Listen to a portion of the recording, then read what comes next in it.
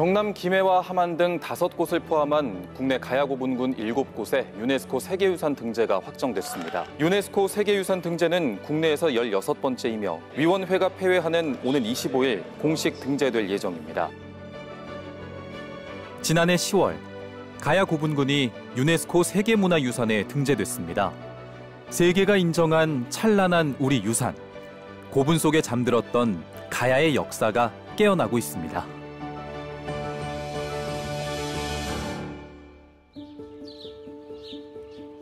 고분 발굴 전까지 정체를 알 수 없어 신비의 왕국으로 불렸던 나라. 가야의 역사는 바로 우리 곁에서 숨쉬고 있었습니다. 일반인들에게는 그냥 친숙한 뒷동산이었다고 보시면 됩니다. 하지만 여기가 금관가야 왕묘역이었고 대성동 고분군의 시기는 일반적으로 1세기부터 5세기 대까지로 알려져 있지만 왕묘급의 대형 목강묘가 조성된 시기는 3세기 대부터라고 보시면 됩니다. 봉분이 있는 경우에는 봉분이 있으니까 아, 고분이 있구나라고 인식을 하게 되지만 저희같이 봉분의 흔적이 남아있기 어려운 구조에서는 이거를 표현할 수 있는 방법이 상당히 한계가 있다고 보시면 됩니다. 그래서 저희는 회양목을 이용해서 목각의 위치를 표현하는 방식으로 지금 정비를 진행하고 있습니다. 금관가야는 다른 나라보다 앞서 크게 번창했습니다. 금관가야의 멸망 시기에 융성해진 나라가 아라가야와 대가야였던 거죠. 그렇기 때문에 금관가야의 앞선 문화는 다른 가야에도 큰 영향을 끼쳤습니다.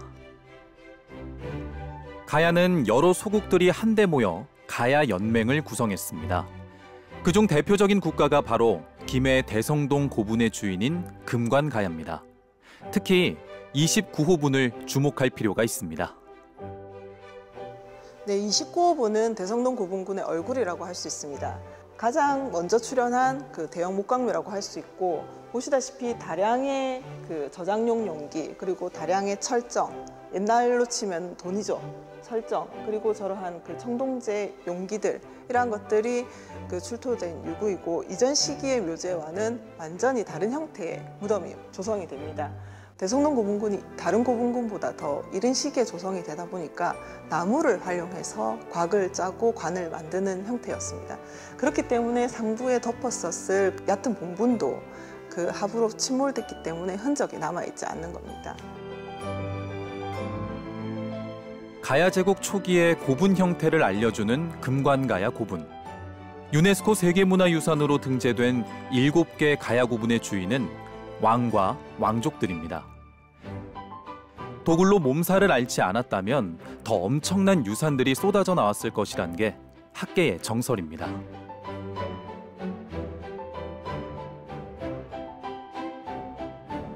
이 유골이 29호 고분의 주인입니다.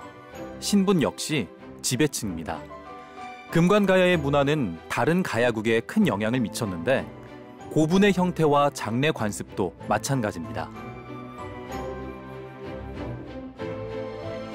29호분에서 확인할 수 있는 순장 제도도 그 가운데 하나입니다.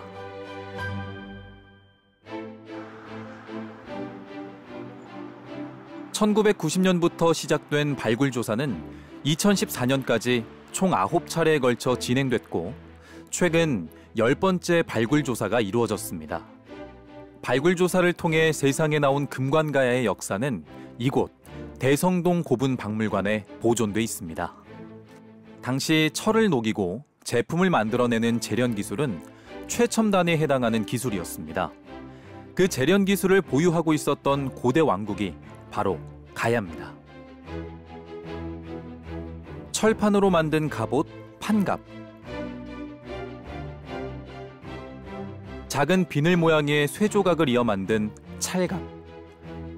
쇠로 만든 투구와 화살촉 등 철기로 완전 무장한 금관가야의 전투력은 실로 막강했을 것으로 추측할 수 있습니다.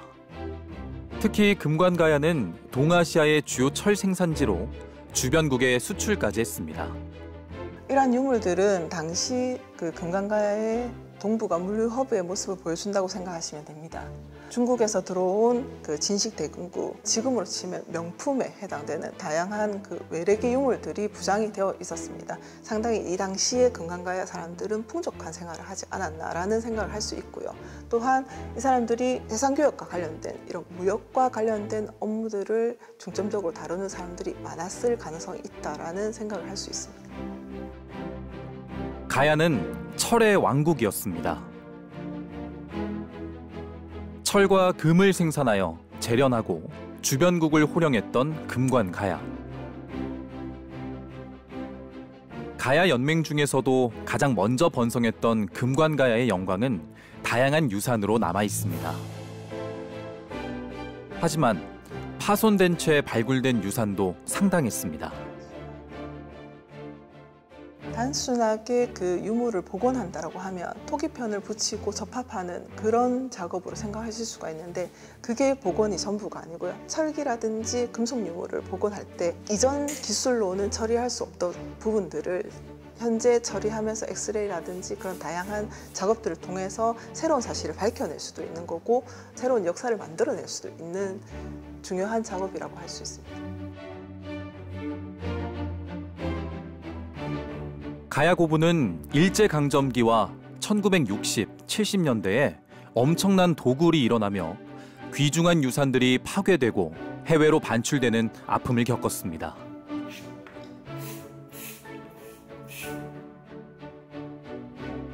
최근 발굴 조사가 이뤄진 고분에서는 다행히 도굴의 흔적은 발견되지 않았습니다.